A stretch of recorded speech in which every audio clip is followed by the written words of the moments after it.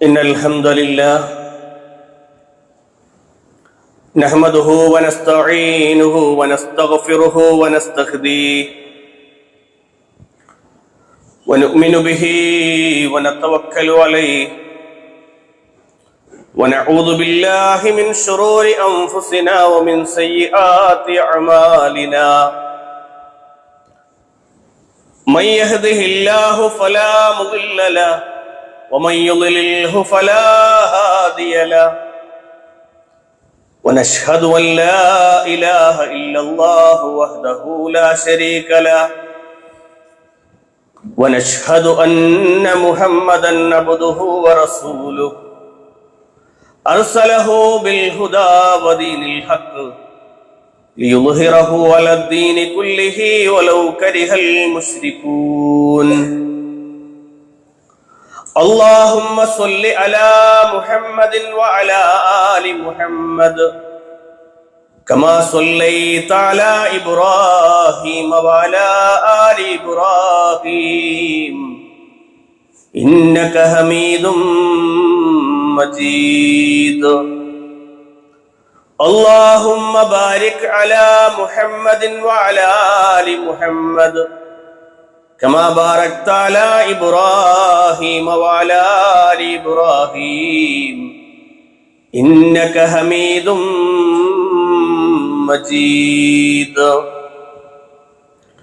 أما بعد فإن أصدق الحديث كتاب الله وخير الهدي هدي محمد صلى الله عليه وسلم وشر الأمور محدثاتها وكل محدثة بدعة وكل بدعة ضلالة وكل ضلالة في النار. أعوذ بالله السميع العليم من الشيطان الرجيم من همزه ونفخه ونفثه. بسم الله الرحمن الرحيم. يا أيها الذين آمنوا اتقوا الله حق تقاته ولا تموتن إلا وأنتم مسلمون. بسم الله الرحمن الرحيم. ما يلفظ من قول إلا لديه رقيب عتيد. സ്നേഹാദരണീയരായ സത്യവിശ്വാസികളെ, വിശ്വാസിനികളെ, അർഹമുർ-റാഹിമീനായ റബ്ബുൽ ഇസ്സത്തിന്റെ നിയമങ്ങളും നിയമനിർദ്ദേശങ്ങളും ജീവിതത്തിൽ ഉടനീളം പാലിച്ച് തഖ്വയുള്ളവരായി അല്ലാഹു സുബ്ഹാനഹു വ തആലയെ കണ്ടുമുട്ടാൻ പരിശ്രമിക്കണമേ എന്ന് സ്വന്തത്തെ മറക്കാതെ തന്നെ ഏവരെയും ഓർമ്മപ്പെടുത്തുകയാണ്, വസിയ്യത്ത് ചെയ്യുകയാണ്. അല്ലാഹു സുബ്ഹാനഹു വ തആല അവനെ സൂക്ഷിച്ച് ജീവിക്കുന്ന അവന്റെ യഥാർത്ഥ അടിയാറുകളിൽ നാം ഏവരെയും ഉൾപ്പെടുത്തി അനുഗ്രഹിക്കുമാറാകട്ടെ. കഴിഞ്ഞ ആഴ്ചയിൽ നമ്മുടെ മക്കൾ സഞ്ചരിക്കുന്ന അല്ലെങ്കിൽ നമ്മൾ സഞ്ചരിക്കുന്ന സോഷ്യൽ മീഡിയകളിലൂടെ ഉള്ള തിന്മകളും അതുപോലെ തന്നെ സൗഹൃദങ്ങളിലെ വരുന്ന വിള്ളലുകളെയും ഒക്കെ സംബന്ധിച്ച്, അതിന്റെ ഗൗരവത്തെയും ഒക്കെ സംബന്ധിച്ചാണ് നാം മനസ്സിലാക്കിയത്. നമുക്കൊക്കെ നമ്മുടെ കുട്ടിക്കാലം എന്നത്, അല്ലെങ്കിൽ നമ്മുടെ വെക്കേഷനുകൾ എന്നത് മുൻകാലഘട്ടത്തിലൊക്കെ ഓർമ്മ വരുന്നത് കുടുംബങ്ങളുമായി ഒത്തുചേർന്ന് ഉൾച്ചേർന്ന് ജ്യേഷ്ഠ സഹോദരങ്ങളുടെ മക്കളും അതുപോലെ തന്നെ നമ്മുടെ ഉപ്പമാരും ഉമ്മമാരും അതുപോലെ തന്നെ വാർദ്ധക്യത്തിലെത്തിയ നമ്മുടെ മാതാപിതാക്കളും ഒക്കെ ഒരുമിച്ചിരിക്കുന്ന തറവാട്ടിലേക്കുള്ള ഒരു ഒത്തുചേരലുകളൊക്കെയാണ് സ്വാഭാവികമായും മുൻകാലങ്ങളിലൊക്കെ ഉണ്ടായിരുന്നത്.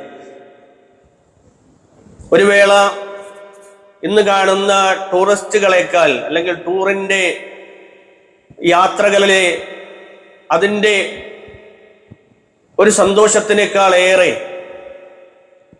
പലപ്പോഴും ഇങ്ങനെ ഒത്തുചേരുന്ന സമയങ്ങളിൽ പല പല നാടൻ കളികളും അത്തരം കാര്യങ്ങളിലൊക്കെ മുഴുകി മൊബൈൽ ഇല്ലാത്ത ഒരു കാലഘട്ടത്തിൽ മുൻകാലത്തുള്ള ആളുകളൊക്കെ സമയം കണ്ടെത്തിയിരുന്നു എന്ന്. നല്ല മടലൊക്കെ വെട്ടി അതിങ്ങനെ ചീകി മിനുക്കി വൃത്തിയാക്കി അതിനൊരു പിടിയൊക്കെ ഇട്ട് ഒരു ബാറ്റും ബോളും ഒക്കെയായി, ബോളെന്ന് പറഞ്ഞാൽ സോക്സ് കൊണ്ട് അതിലേക്ക് പേപ്പറുകൾ നിറച്ചു വെച്ച് അങ്ങനെ സോക്സിന്റെ ബോളുകൾ ഉണ്ടാക്കി കളിച്ചിരുന്ന ഒരു കാലം. ഫുട്ബോളായി പലപ്പോഴും തെങ്ങിൽ നിന്ന് വീഴുന്ന തേങ്ങയുടെ അതിന്റെ ചെറിയ കൊച്ചങ്ങ അല്ലെങ്കിൽ വെച്ചങ്ങ എന്നൊക്കെ പറയുന്ന അതൊക്കെ എടുത്തു വെച്ച് ഫുട്ബോൾ തട്ടിക്കളിച്ചിരുന്ന ഒരു കാലഘട്ടമൊക്കെ മുൻകാലഘട്ടങ്ങളിൽ പല ആളുകൾക്കും ഉണ്ടായിരുന്നു. കുട്ടിയും കോലും അതുപോലെ തന്നെ ഗോലികളി, കച്ചി എന്നൊക്കെ പറയുന്ന ഇങ്ങനെയുള്ള സാധനങ്ങളൊക്കെ ഉപയോഗിച്ച് കളിക്കുന്ന കളികളൊക്കെ മുൻകാലങ്ങളിൽ സജീവമായി നമ്മൾ കണ്ടിരുന്നു. കടപ്പുറം മേഖലകളൊക്കെ എടുത്തു നോക്കിയാൽ ഇങ്ങനെ പട്ടമൊക്കെ ഉണ്ടാക്കി അതിങ്ങനെ പറത്തി, അതുപോലെ തന്നെ കടപ്പുറം സൈഡിലുള്ള ബീച്ചുകളിൽ നമ്മൾ എത്തിക്കഴിഞ്ഞാൽ അവിടെ മണ്ണുകൾ ഇങ്ങനെ കൂട്ടിവെച്ച് അതിൽ കൂമ്പാരമാക്കി വീടുകൾ ഉണ്ടാക്കി അങ്ങനെ അതിലിങ്ങനെ ആസ്വാദനം കണ്ട് കുടുംബങ്ങൾ ഇങ്ങനെ ഒരുമിച്ച് ഇഴുകിച്ചേർന്ന് ഇങ്ങനെയുള്ള കളികളൊക്കെ മുൻകാലങ്ങളിൽ ഉണ്ടായിരുന്നു എന്ന് കാണാൻ കഴിയും. ഇന്ന് കുട്ടികൾ സെൽഫി എടുക്കാനായി മലമുകളിലേക്ക് കയറി പോവുകയും എന്നിട്ട് അപകടം വിളിച്ചു വരുത്തി ഡേഞ്ചറായ സിറ്റുവേഷനുകളിൽ ഒരുക്കി അങ്ങനെ വെള്ളച്ചാട്ടങ്ങളിലേക്ക് ചെന്നുപെട്ടിട്ട് അപകടങ്ങൾ വിളിച്ച് തൻ്റെ മരണം വിളിച്ചു വരുത്തുന്ന രൂപത്തിലുള്ള ചില കാഴ്ചകളൊക്കെ നമ്മൾ സമൂഹത്തിൽ കാണുമ്പോൾ നമ്മൾ മനസ്സിരുത്തി ചിന്തിക്കേണ്ടത് എത്രത്തോളം എന്ന് വെച്ചാൽ സോഷ്യൽ മീഡിയകളിൽ അപ്ലോഡ് ചെയ്യാനാണ്. സെൽഫി എടുത്ത് അല്ലെങ്കിൽ തൻ്റെ റിയൽ ലൈഫിൽ നിന്ന് റീലുകൾ ചെയ്ത് അതിലിങ്ങനെ ആസ്വാദനം ആളുകൾക്ക് കൊടുക്കാൻ വേണ്ടിയിട്ടാണ് ഇത്തരം സാഹസികതകൾ കുട്ടികൾ കാണിക്കുന്നതെന്ന് കാണുമ്പോൾ പ്രിയമുള്ളവരെ ഏറെ അപകടങ്ങളാണ് നമ്മൾക്ക് ചുറ്റും നമ്മൾ കണ്ടുകൊണ്ടിരിക്കുന്നത്. അത്തരം വാർത്തകൾ നമ്മൾ സ്ഥിരമായി കാണുന്നു. ഇപ്പൊ കഴിഞ്ഞ ദിവസം തന്നെ ഈ പ്രദേശത്ത് ലഹരിയിൽ മുഴുകിയ 2 യുവാക്കൾ, അതായത് സഹോദരനും 2 സഹോദരങ്ങൾ ചേർന്ന് ഒരുവരെ ക്രൂരമായി മർദ്ദിച്ചു കൊലപ്പെടുത്തുകയാണ്. കണ്ണിൽ ചോരയില്ലാത്ത രൂപത്തിൽ അത്തരം അവസ്ഥകളിലേക്ക് ആളുകൾ മാറിപ്പോവുകയാണ്. സ്വന്തം കുടുംബത്തിൽ വരെ പരസ്പരം തമാശകൾ പറഞ്ഞതിന്റെ പേരിൽ അല്ലെങ്കിൽ തമാശ കൂടിപ്പോയതിന്റെ പേരിൽ പരസ്പരം ഉൾക്കൊള്ളാൻ കഴിയാതെ ഒരുവളെ കൊലപ്പെടുത്തുന്നു, അല്ലെങ്കിൽ ആ കുട്ടിയെ ഉപദ്രവിച്ച് പ്രയാസപ്പെടുത്തി കൊലപ്പെടുത്തിയതിനു ശേഷം അവൻ തന്നെ സ്വയമായി ആത്മഹത്യ ചെയ്യുന്ന അത്തരം വാർത്തകളൊക്കെ നമ്മൾ വായിക്കുമ്പോൾ ഞെട്ടലോടുകൂടിയാണ് നമ്മൾ ഇത്തരം വാർത്തകൾ നമ്മുടെ മനസ്സുകളിലേക്ക് കടന്നു വരുന്നത്. മനുഷ്യ മനസ്സുകളെ ഞെട്ടിപ്പിക്കുന്ന ഇത്തരം വാർത്തകൾ നമ്മൾ കേട്ടുകൊണ്ടേയിരിക്കുകയാണ്, സജീവമായി കേട്ടുകൊണ്ടിരിക്കുകയാണ്. ചെറുതും വലുതുമായിട്ടുള്ള വാർത്തകളായി ഇത്തരം വാർത്തകൾ നമ്മുടെ സമൂഹത്തിലേക്ക് കടന്നു വരുമ്പോൾ ഇതെല്ലാം നിസ്സാരവൽക്കരിക്കപ്പെട്ടു, അല്ലേ?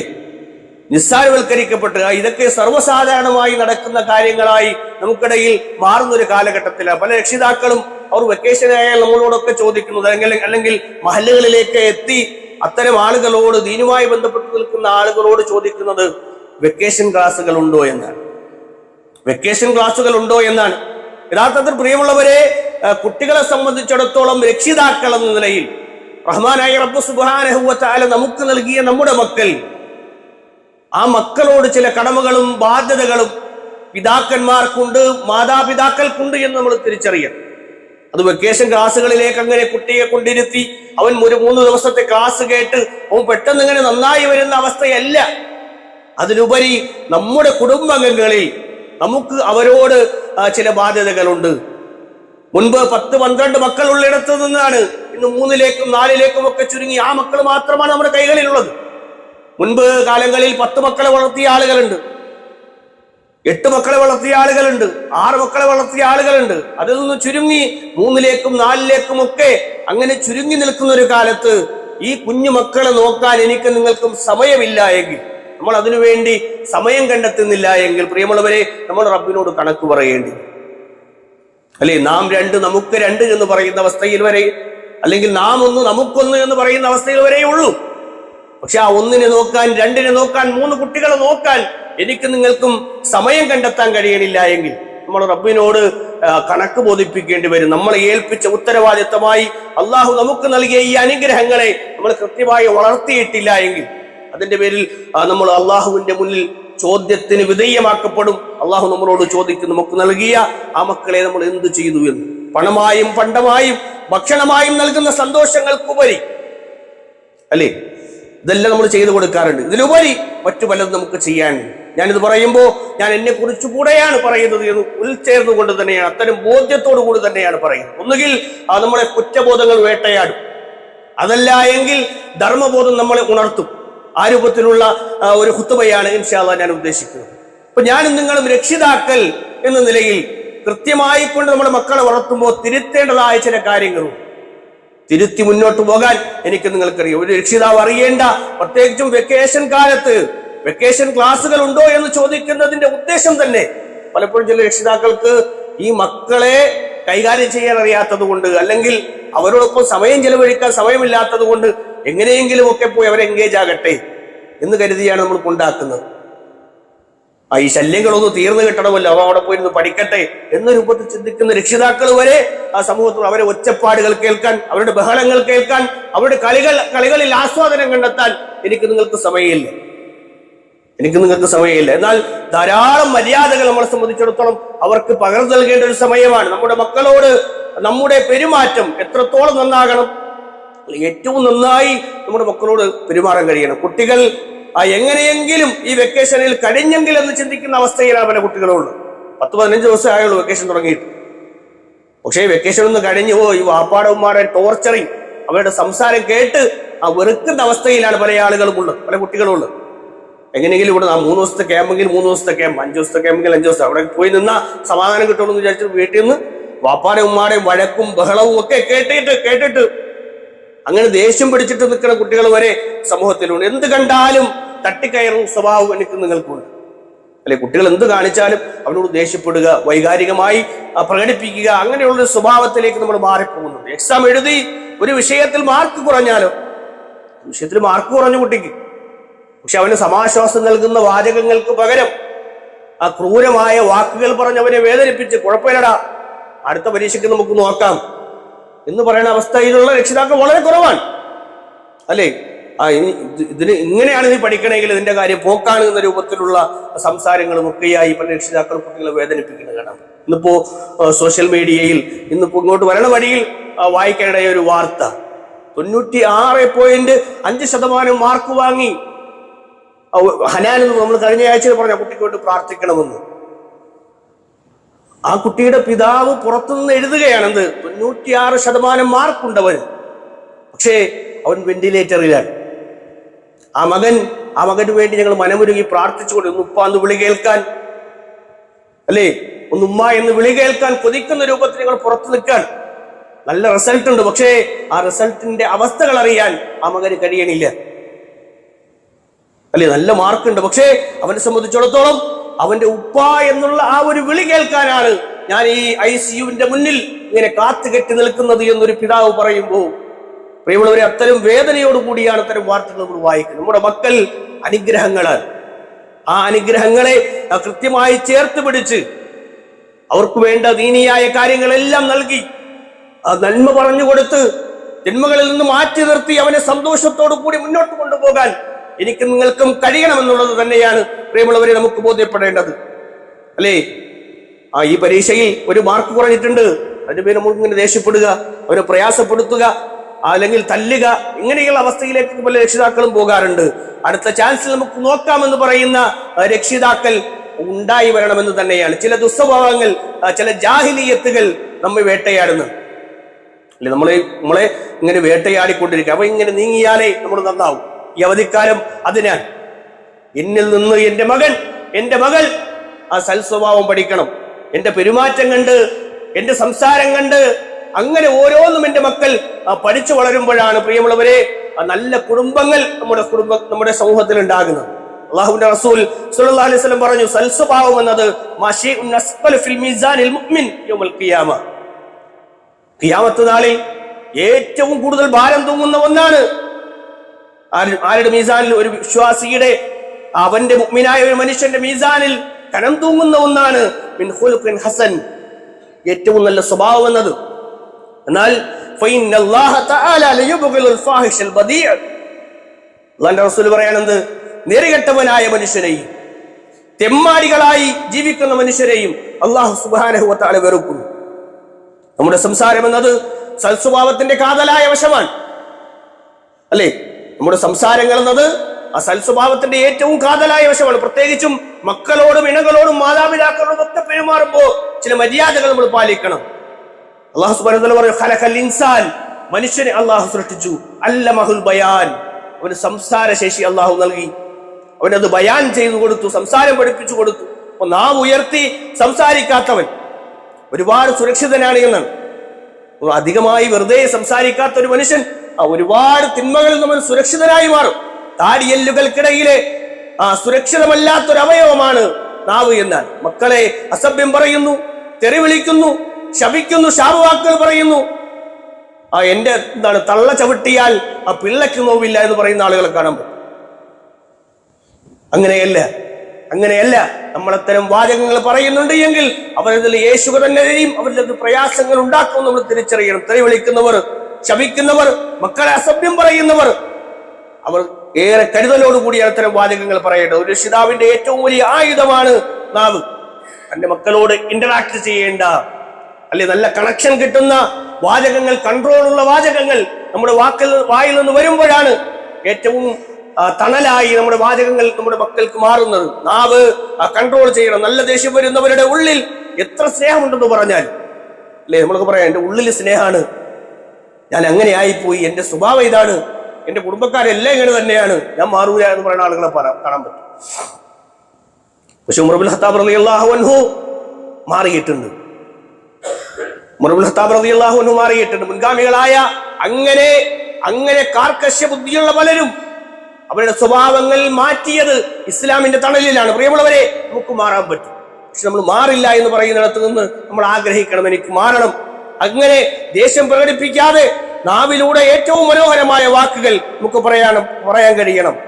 പ്രത്യേകിച്ചും നല്ല ദേഷ്യം വരുന്നവരുടെ ആ ഒരു സ്നേഹം പിന്നീട് ആർക്കും ബോധ്യപ്പെടൂല. ദേഷ്യപ്പെട്ട് സംസാരിക്കുന്ന സമയത്ത് എന്തെങ്കിലുമൊക്കെ വിളിച്ചു പറയും. അപ്പൊ പ്രകടിപ്പിക്കുന്ന നാവിലൂടെ ആയാൽ അതിന്റെ അവസ്ഥകൾ മാറും, അല്ലെ? നമ്മൾ നാവിൽ ദേഷ്യം വരുമ്പോ നാവിലൂടെ എന്തെങ്കിലുമൊക്കെ വിളിച്ചു പറഞ്ഞാൽ കേട്ടു നിൽക്കുന്ന ആളിന് ഏറെ പ്രയാസങ്ങൾ ഉണ്ടാക്കും. കഴിഞ്ഞ ദിവസം ഒരു കുസൃതി കാട്ടിയപ്പോ എന്റെ 4 വയസ്സുകാരനായ മകനെ ഞാനൊന്നിങ്ങനെ ഒരല്പം ശബ്ദം മാറ്റിയിട്ട് സംസാരിച്ചു. 4 വയസ്സായിട്ടുള്ളൂ. പക്ഷേ ശബ്ദമൊന്നും ടോണൊന്ന് മാറി, അല്പം ഗൗരവത്തിൽ അവനോട് സംസാരിച്ചു. ശബ്ദം മാറിയപ്പോ അവന് സങ്കടം വന്നു. ഒരു കർട്ടന്റെ മറവിലേക്ക് അവനിങ്ങനെ മാറിപ്പോയി. കാര്യം എന്താണ്? എന്റെ വാപ്പ ഇങ്ങനെയല്ല സംസാരിക്കുന്നത് എന്ന് ആർക്കറിയാം? ആ മകൻ അറിയാം. അതുകൊണ്ടാണ്, അല്ലെ, നമ്മൾ സ്നേഹത്തോട് വാത്സല്യത്തോടു കൂടി നമ്മൾ അണച്ചു പിടിക്കേണ്ട ഒരു സമയത്ത് നമ്മൾ അണച്ചു പിടിക്കാതെ അവരോട് ദേഷ്യം കാട്ടി അങ്ങനെ പെരുമാറിക്കഴിഞ്ഞാൽ ആ കുട്ടികൾക്ക് സങ്കടം ഉണ്ടാകും. അതിങ്ങനെ ഉള്ളിൽ ഇങ്ങനെ നിൽക്കുമ്പോൾ നാവ് കൊണ്ട് മനസ്സിൽ മുറിവ് വീഴും. നമ്മുടെ നാവ് കൊണ്ട് ആ മനസ്സിൽ മുറിവ് വീഴും. നമ്മൾ മുമ്പ് ഒരു ഖുതുബയിൽ നാവുമായി ബന്ധപ്പെട്ട ഒരുപാട് കാര്യങ്ങൾ ചർച്ച ചെയ്തിട്ടുണ്ട്. അതുകൊണ്ട് നാവിന് പറ്റിയ മുറിവ്, അല്ലെ, നാവിലൊരു മുറിവ് പറ്റിയാൽ അതിന്റെ നനവ് കൊണ്ട് പെട്ടെന്ന് ഉണങ്ങൂല. നല്ല വേദനയാണ്. നാക്കിലൊരു കടി പറ്റിയാൽ നല്ല പ്രയാസപ്പെടും. ഭക്ഷണം കഴിക്കാൻ ഇറങ്ങൂല. എരിവ് തട്ടിയാൽ പ്രയാസം വരും. കാരണം നാവ് കൊണ്ട് ആ നാവിൽ കടി പറ്റിയിട്ട് നാവിനുണ്ടായ മുറിവുണങ്ങാത്തതുപോലെ ഒരാളെ മനസ്സിൽ നമ്മുടെ നാവ് കൊണ്ട് എന്തെങ്കിലും മുറിവ് വീണ് കഴിഞ്ഞാൽ അത് പെട്ടെന്ന് ഉണങ്ങൂല, അല്ലെ? നമ്മുടെ മക്കളെ എങ്ങനെ നമ്മൾ വേദനിപ്പിക്കുന്നുണ്ടെങ്കിൽ ഉണങ്ങാത്ത മുറിവായി അവന്റെ മനസ്സിൽ അത് കാണും. അതുകൊണ്ട് നമ്മൾ ഓരോരുത്തരും നമ്മുടെ നാവിനെ സൂക്ഷിക്കണമെന്നാണ് വിശുദ്ധ ഖുർആൻ പറയുന്നത്. എത്ര മനോഹരമായ കൽപ്പനയല്ലാന്റെ. നിങ്ങൾ മനുഷ്യരോട് ഏറ്റവും നല്ല സംസാരങ്ങൾ സംസാരിക്കണം. സംസാരം മോശമാക്കിയിട്ട് ന്യായം പറയുന്നവരായി നമ്മൾ മാറരുത്, അല്ലെ? മനസ്സിൽ നിന്ന് അങ്ങനെ ഒരു കണക്ഷനുള്ള ഒരു പൈപ്പിലേക്ക് വെള്ളം ഇങ്ങനെ വീണപ്പോഴാണ് അതിന്റെ ടാപ്പ് കൃത്യമായിട്ട് തുറക്കുമ്പോഴാണ്, ഒരു പൈപ്പിൽ നിന്ന് വെള്ളം നമുക്ക് കിട്ടണപ്പോഴാണ് ടാപ്പ് നന്നായി തുറക്കുമ്പോഴാണ്. അതിങ്ങനെ തുറക്കേണ്ട സമയത്തെ തുറക്കാവൂ, അടക്കേണ്ട സമയത്തെ അടക്കാവൂ. അതുപോലെ മനസ്സുമായി ഭയങ്കര കണക്ഷനുള്ള ഒന്നാണ് എന്ത്? നമ്മുടെ നാവ് എന്നത്. തുറക്കേണ്ടിടത്ത് എന്ത് ചെയ്യാവൂ? തുറക്കാവൂ. പറയേണ്ടതേ പറയാവൂ. പറയേണ്ട വാചകങ്ങളെ നമ്മൾ പറയാം. ഒന്ന് ആലോചിച്ച് വേണം നമ്മൾ സംസാരിക്കാനെന്ന്. അപ്പോ ആ ടാപ്പ് കൃത്യമായി അടയ്ക്കുകയും തുറക്കുകയും ചെയ്യുന്ന അവസ്ഥ പോലെ നമ്മുടെ നാവിൽ നിന്ന് വരുന്ന മനസ്സിൽ നിന്ന് വരുന്ന കാര്യങ്ങളെ നമ്മൾ വാചികമായി പുറത്തേക്ക് തള്ളുമ്പോൾ പ്രിയമുള്ളവരെ നമ്മൾ ഏറെ ശ്രദ്ധയോടുകൂടിയായിരിക്കണം. ചില മാതാപിതാക്കളുണ്ട്, വാർദ്ധക്യത്തിൽ ഉമ്മമാരുണ്ട്, ചില ആളുകൾ. അവരൊക്കെ വളരെ ദേഷ്യപ്പെട്ട് മക്കളോട് ശകാരങ്ങൾ പറയും, അല്ലെ? ശാപവാക്കുകൾ കൊണ്ട് അവരിങ്ങനെ ശപിച്ചുകൊണ്ടേയിരിക്കും. അത്തരം ആൾ നമുക്ക് അറിയാൻ പറ്റും, അല്ലെ? അത്തരം വാചകങ്ങൾ ആപത്തിൽ വരെ എത്തിക്കുമെന്നാണ് മഹാനായ ജുറൈജ് റഹ്മത്തുള്ളാഹി അലൈഹി അദ്ദേഹത്തിന്റെ ചരിത്രം പറയുന്നിടത്ത് കാണാം. ജുറൈജ്, അത് വളരെ വിശാലമായ ഒരു ചരിത്രമാണ്, ഒരു ഖുത്ബയ്ക്ക് വേണ്ടി മാത്രം നമുക്ക് എടുക്കാൻ പറ്റിയ ഒരു ടോപ്പിക്കാണ്. പക്ഷേ ജുറൈജ് എന്ന ആബിദായ, ആരാധനയിൽ മുഴുകിയ വ്യക്തിത്വം, റബ്ബിനേറെ പ്രിയപ്പെട്ടവനായി അങ്ങനെ ജീവിച്ച് അള്ളാഹിനെ ആരാധിച്ചു കൊണ്ടിരുന്ന ഒരു മലമുകളിൽ അങ്ങനെ കഴിഞ്ഞിരുന്ന ഒരു മനുഷ്യൻ, തന്റെ ഉമ്മ 3 വട്ടം അദ്ദേഹത്തെ തേടി ആ മലമുകളിൽ കയറി വന്നു. 3 വട്ടം കയറി വന്നു. ആ ഇബാദത്തിലാണ് ആര്? അള്ളാഹുവും ഉമ്മയും. അപ്പൊ അള്ളാഹുവിന് മുൻതൂക്കം നൽകി ഇബാദത്തിലാണ്, സുന്നത്ത് നമസ്കാരത്തിലാണ്, അല്ലെ? ആരാധനയിൽ മുഴുകിയിരിക്കുകയാണ്. ആ സന്ദർഭത്തിൽ അദ്ദേഹത്തെ ഒന്ന് വിളിക്കുകയാണ് ഉമ്മ. പക്ഷേ ഉമ്മയുടെ വിളിക്ക് ആ മകൻ ഉത്തരം കൊടുത്തില്ല. ദേശക്കാരിയായ ഉമ്മ 3-ാം ദിവസം കടന്നു വരുമ്പോ ആ ജുറൈജ് എന്ന് പറയുന്ന വ്യക്തിക്കെതിരെ പ്രാർത്ഥിക്കുകയാണ്. എന്താ പ്രാർത്ഥന? അദ്ദേഹം മനസ്സിൽ വേദനിച്ചുകൊണ്ട് ആ ഉമ്മ ആ മകനെതിരെ പ്രാർത്ഥിച്ചു, ഈ മകൻ അപവാദം കേൾക്കാതെ മരണപ്പെട്ടു പോകരുതേ എന്ന രൂപത്തിൽ. ഒരു പറയുമില്ലാതെ അല്ലാഹു സുബ്ഹാനഹു വ തആല ഏറ്റവും മോശപ്പെട്ട വാചകമാണ് യഥാർത്ഥത്തിൽ പറയുന്നത്. ആരോട്? ആർക്കെതിരെയാ പറയണം? അള്ളാഹുവിന് ഏറ്റവും ഇഷ്ടപ്പെട്ട, അള്ളാഹുവിനെ ഇബാദത്തെടുക്കുന്ന ഒരു വ്യക്തിക്കെതിരെയാണ് പ്രാർത്ഥന ഉയർന്നത്, അല്ലെങ്കിൽ ആ വാചകം ഉയർന്നത്. അള്ളാഹു അത് സ്വീകരിച്ചു, അദ്ദേഹത്തിന് മോശക്കാരനാക്കി. ഒരു നിമിഷമെങ്കിലും അദ്ദേഹം മോശപ്പെട്ട അവസ്ഥയിൽ, പിന്നീട് ആ ഒരു കുട്ടി തൊട്ടിലിൽ കിടന്ന് സംസാരിച്ച സംഭവവുമായി ബന്ധപ്പെട്ട് ആ കുട്ടി തന്റെ പിതാവ് ഇദ്ദേഹമല്ല, മറ്റൊരാളാണ്, ഒരു ആട്ടിടയനാണ് എന്ന് പറയുക വഴിയാണ് അദ്ദേഹത്തിന് അള്ളാഹു സംരക്ഷിച്ചു. പക്ഷേ ഒരു നിമിഷം അല്ലെങ്കിൽ കുറച്ചു സമയം അദ്ദേഹത്തിന് അള്ളാഹു മോശക്കാരനാക്കി എന്നാണ്. ആരുടെ പ്രാർത്ഥനയാണ്? ഇത്തരം വാചകങ്ങൾ കൊണ്ട് ഉണ്ടാകുന്ന പ്രയാസങ്ങളാണ്, അല്ലെ? ആബിദായ ഒരു മനുഷ്യനെതിരിൽ പോലും അങ്ങനെ പറഞ്ഞതിന്റെ പേരിൽ പ്രയാസമുണ്ടായെങ്കിൽ നമ്മുടെ മക്കൾക്കെതിരെ നമ്മൾ ഉരുവിടുന്ന വാചകങ്ങൾ, അവൻ നശിച്ചു പോകട്ടെ, അവൻ തുലഞ്ഞു പോകട്ടെ എന്ന വാചകങ്ങൾ, പ്രിയമുള്ളവരെ, നമ്മൾ ഏറെ കരുതലോടുകൂടി വേണം പറയാൻ. അങ്ങനെ പറയാൻ പാടില്ല. ഒരു വ്യക്തിയെ സംബന്ധിച്ചിടത്തോളം ആരെയും ശാപവാക്കുകൾ പറയാൻ പാടില്ല. ഒരു മുഅ്മിനിന്റെ അടയാളമാണ് നല്ല വാചകങ്ങൾ കൊണ്ട്, നല്ല സംസാരങ്ങൾ കൊണ്ട് ഇണങ്ങി ജീവിക്കുന്നവരാവുക എന്നത്. അല്ലാഹുവിന്റെ റസൂൽ സ്വല്ലല്ലാഹു അലൈഹി വസല്ലം പറഞ്ഞു, മൻ കാന യുഅ്മിനു ബില്ലാഹി വൽ യൗമിൽ ആഖിർ ഫൽയഖുൽ ഖൈറൻ ഔ ലിയസ്മുത്. ആരെങ്കിലും അല്ലാഹു സുബ്ഹാനഹു വ തആലയിൽ വിശ്വസിക്കുന്നുണ്ട് എങ്കിൽ, വൽ യൗമിൽ ആഖിരി, അന്ത്യദിനത്തിൽ വിശ്വസിക്കുന്നുണ്ട് എങ്കിൽ, ഫൽയഖുൽ ഖൈറൻ, അവൻ നല്ലത് പറയട്ടെ, നല്ല സംസാരങ്ങൾ ഉണ്ടാകട്ടെ, ഔ ലിയസ്മുത്, അല്ലെങ്കിൽ മിണ്ടാതിരിക്കുക. വർത്തമാനം പറഞ്ഞ് മോശക്കാരനാകാതെ നല്ലതുപോലെ മുന്നോട്ട് പോവുക. ക്ഷമ പഠിച്ചേ മതിയാവും. പ്രിയമുള്ളവരെ, ക്ഷമ നമ്മൾ പഠിക്കണം, അല്ലേ? മൗനം ഉപദേശകനാവണം. നമുക്ക് നമ്മുടെ വാചകം കൊണ്ട് മറ്റൊരാൾക്ക് വേദനയുണ്ടാകുമെന്നതിലുപരി, നമ്മളെ വാചകം കൊണ്ട് മറ്റൊരാൾക്ക് വേദന ഉണ്ടാകുമെന്നതിലുപരി നമ്മൾ ചിന്തിക്കേണ്ടത് നമ്മളെ ആളുകൾ വെറുക്കും, നമ്മളെ ആളുകൾ വെറുക്കും, അല്ലെ? എന്നെയും നിങ്ങളെയും ആളുകൾ വെറുക്കാൻ തുടങ്ങും. എന്തുകൊണ്ട്? അയാളെ സംസാരം ശരിയല്ല, അയാളുമായി സംസാരിക്കാനിരുന്നാൽ നമ്മൾ മോശക്കാരനാകും, അല്ലെങ്കിൽ അയാളെ മോശപ്പെടുത്തേണ്ടി വരും. അതുകൊണ്ട് അത്തരം സംസാരങ്ങളിലേക്ക് പോകുന്ന ആളുകളായി ഞാൻ നിങ്ങളും മാറാൻ പാടില്ല. മക്കളോട് പാരുഷ്യ സ്വഭാവം പാടില്ല എന്നുള്ളത്. കുതിരെ തല്ലുന്ന ആളുകൾ നമുക്ക് കാണാൻ പറ്റും. മുമ്പ് കാലങ്ങളിലേക്ക് അത്തരം ആളുകൾ സജീവമായിരുന്നു.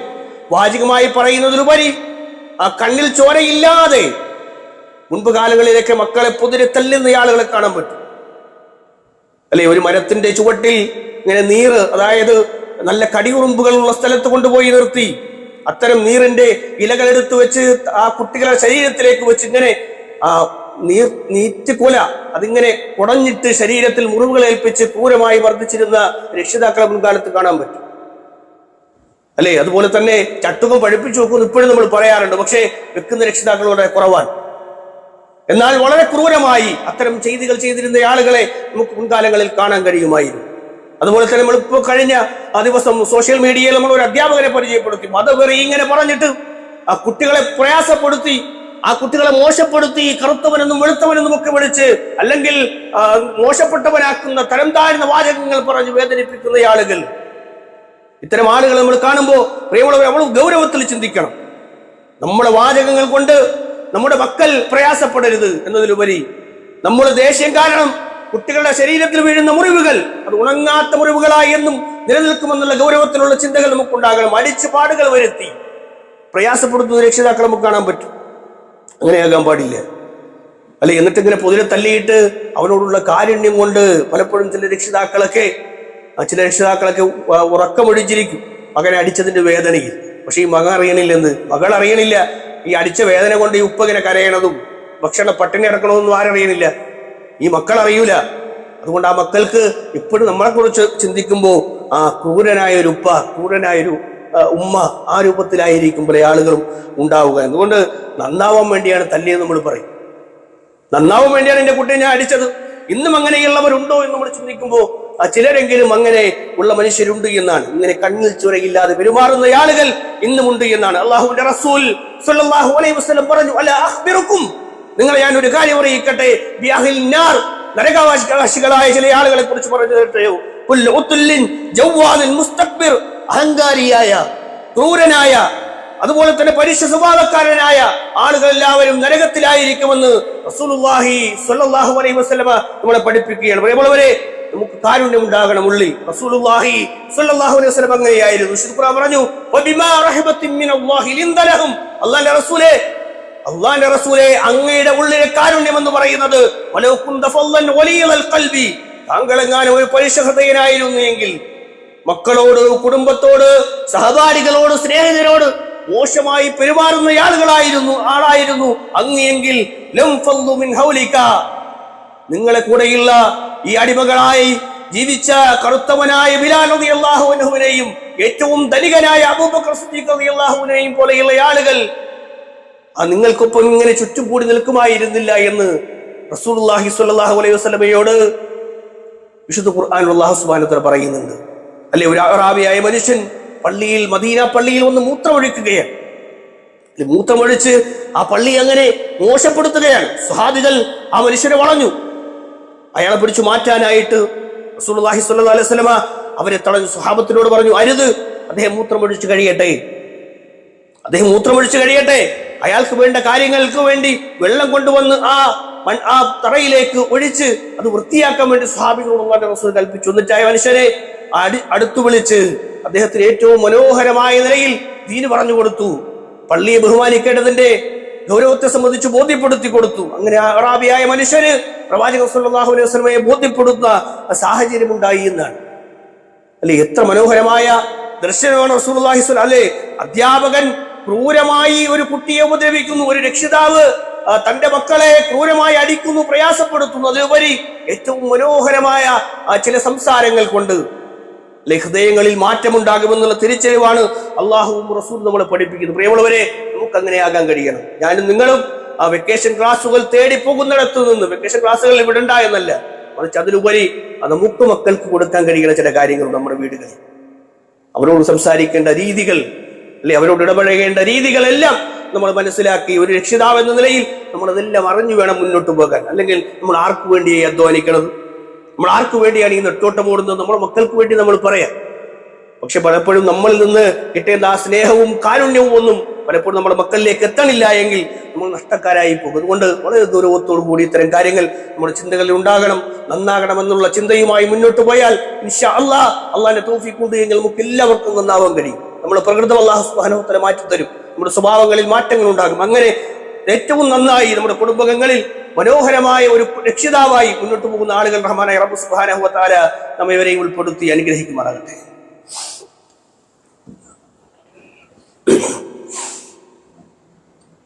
അൽഹംദുലില്ലാഹ് വലാ അഖിബത്തു ലിൽ മുത്തഖീന വലാ ഉദ്വാന ഇല്ലാ അലൽ ളാലിമീൻ. അമ്മാ ബഅദ്. ഉസിക്കും വഇയ്യായ സാനിയം ബിത്തഖ്വല്ലാഹ്. അള്ളാഹുവിനെ സൂക്ഷിച്ചുകൊണ്ട് ജീവിക്കണമേ എന്ന് ഒരിക്കൽ കൂടി ഓർമ്മപ്പെടുത്തുകയാണ്, വസിയ്യത്ത് ചെയ്യുകയാണ്. അള്ളാഹു സുബ്ഹാനഹു വ തആല അവനെ സൂക്ഷിച്ച് ജീവിക്കുന്ന മുത്തഖീങ്ങളിലും മുഖ്ലിസീങ്ങളിലും നാം ഇവരെയും ഉൾപ്പെടുത്തി അനുഗ്രഹിക്കും. ചില ആളുകളുണ്ട്, മക്കൾ എത്ര വളർന്നാലും, അല്ലെ, തൻ്റെ മക്കൾ എത്ര വളർന്നാലും നമ്മൾ പറയും അവൻ എൻ്റെ മകനാണ്, എൻ്റെ മകളാണ്. ആ ഒരു സ്നേഹബന്ധം ഉള്ളിലുള്ള ആളുകൾ. പക്ഷെ പലപ്പോഴും സംസാരിക്കുന്നിടത്ത്, മക്കളോട് പെരുമാറുന്നിടത്ത് ചില മോശമായ കമന്റുകൾ പറയുന്ന ആളുകൾ നമുക്ക് കാണാൻ പറ്റും. അല്ലെ, മറ്റുള്ളവർക്ക് മുന്നിൽ മക്കളെ താഴ്ത്തി കിട്ടുന്ന, അല്ലെ, അവനെ മോശമാക്കുന്ന തമാശ രൂപത്തിലായിരിക്കും ചിലപ്പോൾ പറയണത്. പക്ഷേ കുട്ടികളെ സംബന്ധിച്ചിടത്തോളം, അല്ലെങ്കിൽ ഒരു മകനെ സംബന്ധിച്ചിടത്തോളം, ഒരു മകളെ സംബന്ധിച്ചിടത്തോളം ചെറുപ്പത്തിൽ തമാശയായിട്ട് നമ്മൾ ആളുകളോട് പ്രസന്റ് ചെയ്യുന്ന ചില കാര്യങ്ങൾ അവരുടെ ഉള്ളിൽ ചിലപ്പോൾ വിള്ളലുണ്ടാക്കും, നമ്മൾ ഇന്ന് അകൽച്ച ഉണ്ടാക്കുക, നമ്മളിൽ നിന്ന് കുട്ടികൾ നീ മാറിപ്പോകും. മുതിർന്നു വരുമ്പോൾ അതിങ്ങനെ ചില രക്ഷിതാക്കൾ തുടരുകയും ചെയ്യും അല്ലെ. പണ്ട് കാലത്ത് നടന്ന അല്ലെങ്കിൽ ഏതെങ്കിലും ഒരു സംഭവം ഇങ്ങനെ പറഞ്ഞിട്ട് മക്കളെ കുറിച്ച് ആളുകളോട് പറയുമ്പോൾ ഒന്ന് അവനെ ഇകഴ്ത്തി ഒരു നല്ലത് പറയാതെ അവനെ മോശം പറഞ്ഞിങ്ങനെ താഴ്ത്തിക്കെട്ടുന്ന ചില രക്ഷിതാക്കൾ നമുക്ക് കാണാം. ഉള്ളിൽ ചിലപ്പോ രക്ഷിതാവിനെ സംബന്ധിച്ചിടത്തോളം അദ്ദേഹം ഉദ്ദേശിക്കുന്നത് പരിഹസിച്ചാൽ ചിലപ്പോൾ നന്നാകുന്നു. നമ്മൾ പറയാം നമ്മളിങ്ങനെ കളിയാക്കിയാലെങ്കിലും ചിലപ്പോൾ ഒന്ന് മാറിയാലോ അവന്റെ മാറ്റം ഉണ്ടായാലോ എന്ന് വിചാരിച്ചിട്ട് ഇങ്ങനെ അവന്റെ നെഗറ്റീവുകൾ ഇങ്ങനെ പറയും.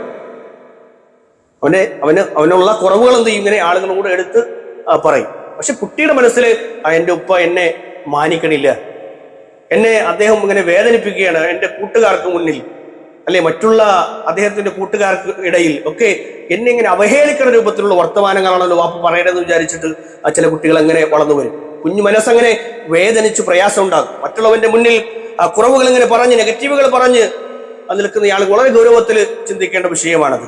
ഏതുപോലെ ഒരു തീപ്പൊരിയിലേക്ക് അല്ലെ, ഒരു തീപ്പൊരിയുടെ അടുത്ത് അതിങ്ങനെ ചെറിയൊരു തീപ്പൊരി അവിടെ കിടക്കുന്നുണ്ടാവുള്ളൂ. അങ്ങനെ അടുപ്പിലേക്ക് നമ്മൾ തീപ്പൊരി കിടക്കുന്ന ഒരു അടുപ്പിലേക്ക് നല്ല എണ്ണ എടുത്തൊഴിക്കും.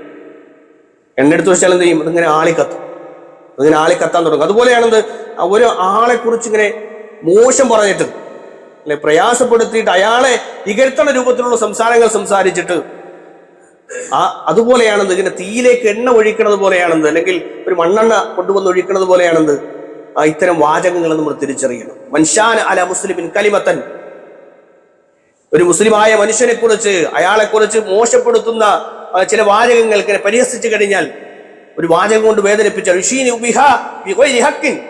ഒരു അർഹതയില്ലാത്ത സമയത്ത് ഒരു അനാവശ്യമായ ഒരു ടോക്ക്, ഒരാവശ്യമില്ലായിരുന്നു അതോട് പറയാൻ, പക്ഷേ അതിങ്ങനെ പറയാൻ ഒരു മുസ്ലിമായ മനുഷ്യനെ കുറിച്ച് അങ്ങനെ അത്തരം വാചകങ്ങൾ പറഞ്ഞ അശാനഹുല്ലാഹു ബിഹാ ഫിന്നാരി യൗമൽ ഖിയാമ, ഖിയാമത്ത് നാളിൽ അല്ലാഹു സുബ്ഹാനഹു വ തആല ആ ആളുകളെ പരിഹസിക്കുമെന്നാണ്, ആളുകളെ അവഹേളിക്കുമെന്നാണ്. അത്തരം വർത്തമാനങ്ങൾ പറയുന്ന ആളുകളെ മോശപ്പെടുത്തുമെന്ന്. അത് കുട്ടികളോടായാലും ശരി, ആരെ മോശപ്പെടുത്തുന്ന സാഹചര്യങ്ങൾ അങ്ങനെ ഉണ്ടാക്കിയാലും ശരി, അവിടെ നാളെ പരലോകത്ത് നമുക്കത് എതിരായിട്ട് വരും. അതുകൊണ്ട് പ്രിയപ്പെട്ടവരെ, നമ്മുടെ മക്കൾ നമുക്ക് വിലപ്പെട്ട ഏറ്റവും അമൂല്യമായ നിധികളാണ്. ആ നിധികളെ ചേർത്ത് പിടിക്കാനും ഇണക്കത്തോടു കൂടി അവരുമായി പെരുമാറാനും ഒക്കെ നമുക്ക് കഴിയേണ്ടത്. പ്രധാനമായും നമ്മൾ അത്തരം വിഷയങ്ങൾ ശ്രദ്ധിക്കേണ്ടത് അവർക്കൊരു ക്വാളിറ്റി ടൈം നമ്മൾ കൊടുക്കണം, അവരുമായി നമ്മൾ സ്പെൻഡ് ചെയ്യണം സമയം.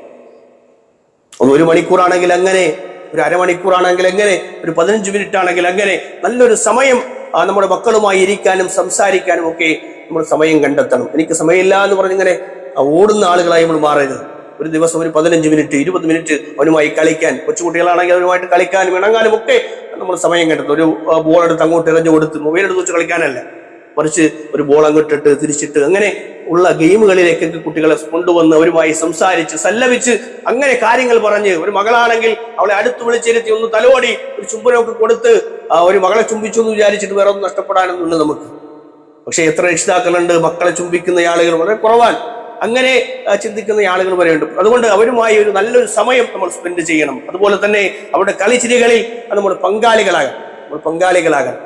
മൂന്നാമതായി സൂചിപ്പിക്കുക, ചെറിയ കാര്യങ്ങൾ വരെ നമ്മൾ ശ്രദ്ധയോടെ കേൾക്കണം. കുട്ടി പറയാൻ ചിലപ്പോൾ വളരെ ഗൗരവമുള്ള കാര്യമൊന്നും ആയിരിക്കില്ല പറയണം, പക്ഷേ നമ്മൾ ശ്രദ്ധയോടുകൂടി അവനെ കേൾക്കാൻ, അവളെ കേൾക്കാൻ നമ്മൾ സമയം കണ്ടെത്തണം. സജീവമായി അവരെ നമ്മൾ കേട്ടുകൊണ്ടേയിരിക്കണം.